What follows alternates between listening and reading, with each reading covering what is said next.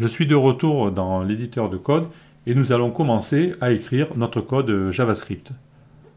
Je me positionne donc dans le fichier script.js que j'ai déclaré. Je vais faire un petit peu de place ici et je vais introduire une condition onload dans mon fichier afin de réaliser le code JavaScript une fois que tout le fichier est chargé. Je vais donc introduire window.onload et je vais dire que c'est égal à une fonction comme ceci. Et à la fin, pensez à être organisé, je vais mettre un commentaire et je vais dire fin du onload. Donc ceci est équivalent au ready de jQuery et je vous rappelle que nous avons dit que dans cette vidéo, nous n'allons pas utiliser jQuery mais du JavaScript pur. Window onload, ça correspond au jQuery ready, plus ou moins.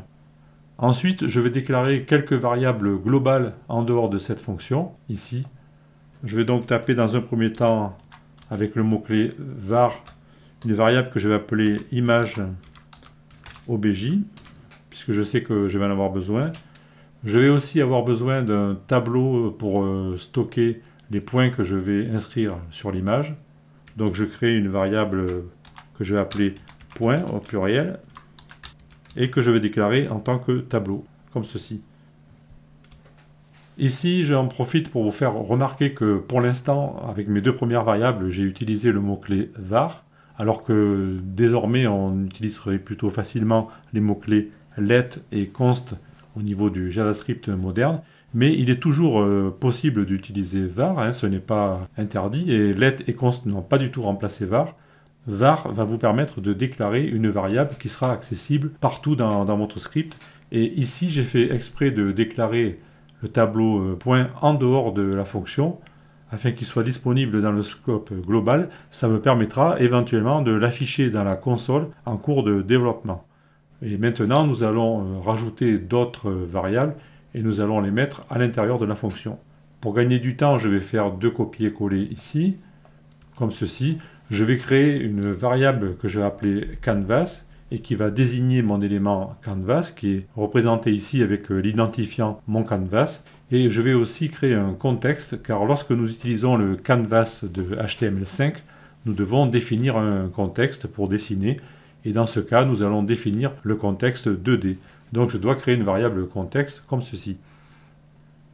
Après, je vais me servir de ma variable image obj afin de créer un élément image. Donc je tape ici image obj et je vais dire que c'est égal à new image. Je crée un élément image JavaScript.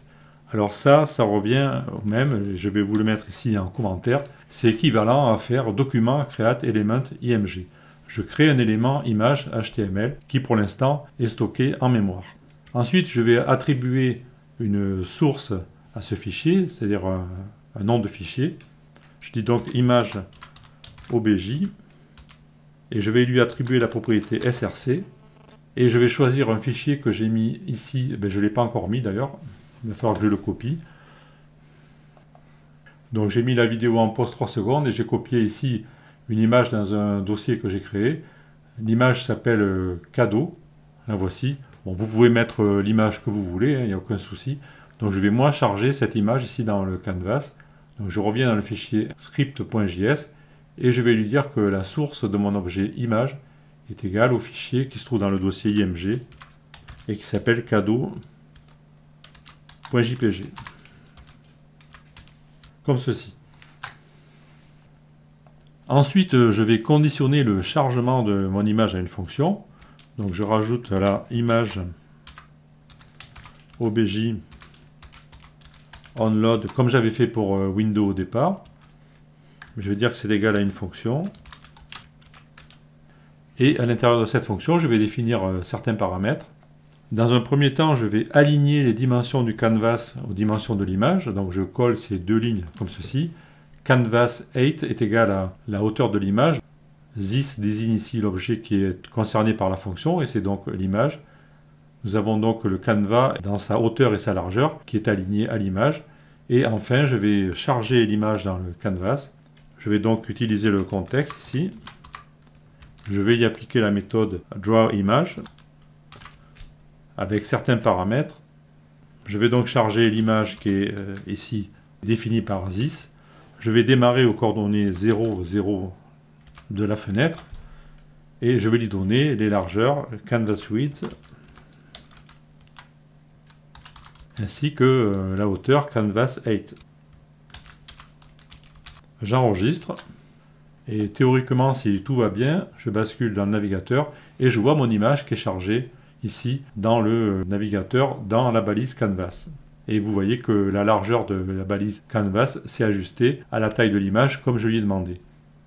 Si vous voyez ici un petit espace en bas entre le pointillé ici de l'outline et le canvas, c'est un vieux problème de CSS. Ici, si je fais inspecter et si j'analyse la balise canvas, il suffirait de mettre un display block ici, comme ceci, pour effacer cet espace. Donc ça, c'est un vieux problème. Le canvas se comporte comme une image et on avait ce problème dans le temps. Nous, ça ne va pas nous gêner, donc on ne va pas l'utiliser, on ne va pas se casser la tête, puisque nous, tout ce qui importe, c'est qu'on soit bien positionné en haut, ici, au niveau du point 0, 0, pour démarrer les coordonnées de l'image. Maintenant que nous avons affiché l'image dans le canvas, nous allons nous occuper de la partie droite et nous allons afficher un simple bouton afin de démarrer notre capture. Et ça, nous allons le faire dans la vidéo suivante. Je vous donne donc rendez-vous dans la prochaine vidéo pour continuer.